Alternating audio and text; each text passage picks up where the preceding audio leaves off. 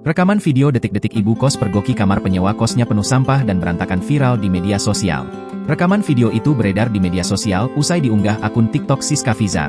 Dikutip dari keterangan unggahan, kejadian itu bermula dari pemilik kos yang diketahui bernama Siska kerap mencium aroma tidak sedap dari tubuh penyewa kosnya itu saat bertemu. Kemudian sang pemilik juga mencium aroma tidak sedap dari kamar penyewanya itu, padahal kamar tersebut dalam keadaan terkunci.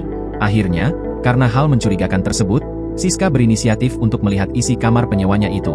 Dan benar saja, saat pintu kamar dibuka pemandangan tidak menyenangkan itu langsung terlihat jelas.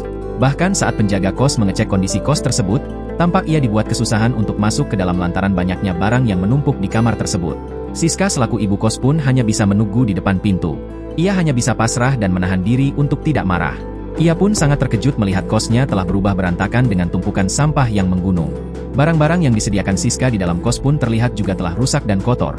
Tertimbun barang-barang seperti sampah plastik, baju, celana, dan tulang ayam. Di lantai kamar juga telah berserakan sampah dengan berbagai jenis. Tak hanya kamar kos, bagian dalam kamar mandi pun tampak kotor dan tidak terawat dengan baik. Menurut Siska, penghuni kamar kosnya itu adalah pekerja kantoran dan seorang perempuan.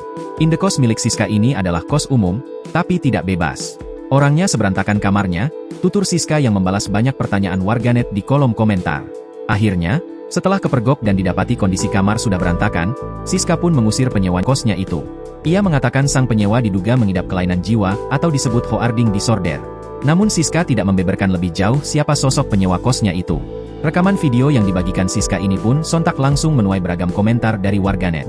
Tak sedikit yang juga mengaku pernah menemui orang dengan kondisi serupa. Download Tribun X sekarang, menghadirkan lokal menjadi Indonesia.